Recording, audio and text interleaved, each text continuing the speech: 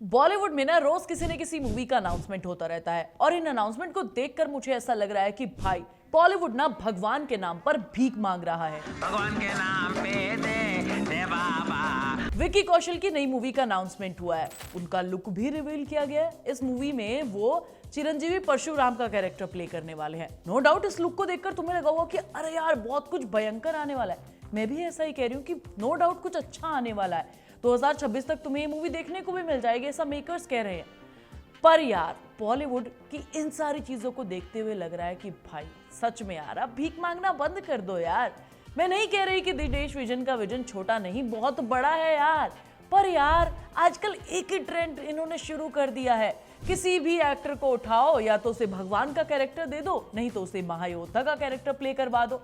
इतिहास और भगवान के बीच में ही जूझ रहा है बॉलीवुड यार। जैसे अभी विकी कौशल की छावा आने वाली है, छावा में वो संभाजी महाराज का कैरेक्टर प्ले कर रहे हैं। ठीक है, ये मूवी पुष्पा के कहर से अगर बच गई, डिले कर दिया अगर इन्होंने चेंज, तो पैसा भी कमा लेगी। मैं मना नहीं कर रही हूं इस बात को, लेकिन मैं ये सोच रही हूँ कि आजकल हर बड़ा एक्टर क्यों लाइन में खड़ा हुआ है, क्यों आजकल ये धार्मिक और ऐतिहासिक कैरेक्टर्स की बाढ़ सी आ गई है। क्या इन फिल्मों के जरिए कुछ नया लाने की बजाय बॉलीवुड सेफ दाव खेल रहा है, ताकि भगवान या इतिहास के नाम पर हम लोग उसे देखने के लिए चले जाएं, क्योंकि उसके साथ हमारे इमोशंस जुड़े हैं, हमारी आस्था जुड़ी है, हम उनका मान सम्मान करते हैं। तो आने वाली कुछ मूवीज के एग्जांपल देती हूँ जिससे तुम्हें लगेगा कि भाई मैं गलत नहीं कह रही हूँ, मेरी बात सही है।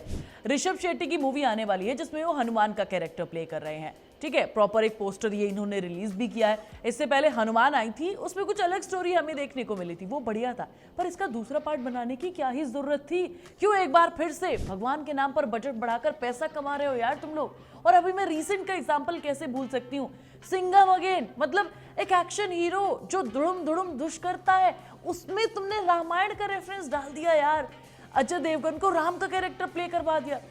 ये कैसी चीजें हो रही हैं? लोग मतलब ये मेकर सोच रहे हैं कि भाई अगर मूवी चल गई तो ठीक है, नहीं चली तो लोग आस्था के नाम पर ही इन्हें देखने के लिए आ जाएंगे।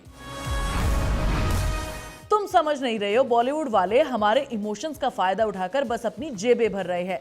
देखो तुम्हें सही से समझाती हूँ कि चल क्या रहा है। बॉलीवुड में रणवीर और नितिश तिवारी की रामायण आने वाली है जिसमें वो राम का कैरेक्टर प्ले करने वाले हैं।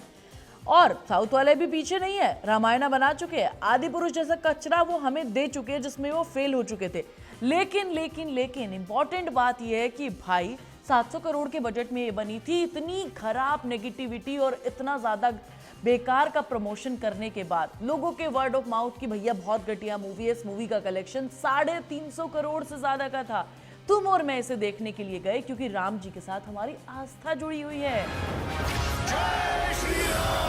इन लोगों ने तो पैसा छाप लिया ना, और बॉलीवुड वालों को लगा कि अगर भगवान के नाम पर भीख मिल रही है तो हम क्यों ना ले लें इसे। देखो यार, ऐसा नहीं है कि बॉलीवुड में पहले ऐसा नहीं होता था कि भगवान की चीजों का रेफरेंस देकर मूवी नहीं बनाई जाती थी, बनाई जाती थी, पर उसमें एक कहानी होती थी। देखो पहली ओ माई गॉड आई थी, पहली OMG आई थी जिसमें हमारे अक्षय कुमार कृष्ण जी का कैरेक्टर प्ले कर रहे थे, लेकिन उसके पैरेलल एक स्टोरी चल रही थी। उस स्टोरी में उस रेफरेंस को दिखाया गया था और उसमें भगवान को बहुत नॉर्मलाइज करके दिखाया गया कि भाई भगवान इस तरीके के भी दिख सकते हैं, भगवान हमारे अंदर होता है। एक अच्छा स्ट्रॉन्ग मैसेज दिया।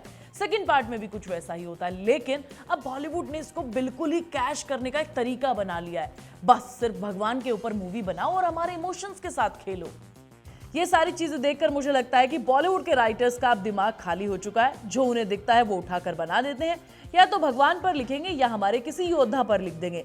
मान लिया यार कि पद्मावत और बाजीराव मस्तानी जैसी मूवीज ने बॉक्स ऑफिस पर अच्छा खासा कलेक्शन किया, एक एग्जांपल सेट किया कि हिस्टोरिकल मूवीज इस टाइप की होती हैं, बट इसका मतलब ये नहीं है कि तुम्हारी बनाई हुई पानीपत जैसी मूवीज भी अच्छा खासा कलेक्शन बॉक्स ऑफिस पर कर लेंगी। आने वाले टाइम में छावा भी रिलीज होने वाली है और नो डाउट उसमें विकी कौशल ने बहुत बढ़िया एक्टिंग करी होगी, बहुत अच्छी स्टोरी हो सकती है उसकी अगर किसी ने उसे सही से लिखा होगा तो। बट यार कब तक भगवान और हमारे महान योद्धाओं के नाम पर बॉलीवुड वाले पैसा छापते रहेंगे, एक तरीके से इन दोनों के नाम पर भीख मांगते रहेंगे।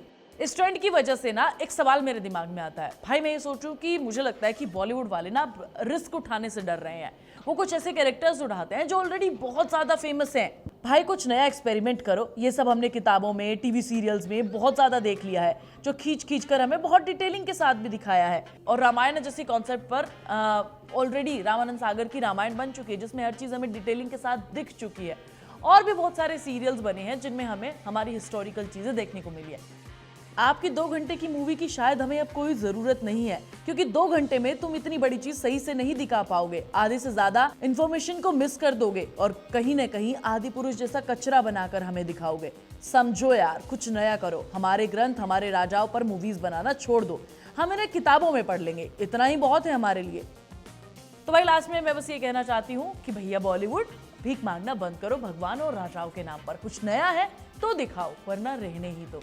मैं मिलूंगी तुम्हें नेक्स्ट वीडियो में। अगर तुम मेरी बात से सहमत हो तो मुझे कमेंट करके जरूर बताना, और वीडियो को लाइक और शेयर करना, चैनल को सब्सक्राइब करना, क्योंकि सुहानी तुम्हारे लिए बहुत मेहनत से कंटेंट बनाती है।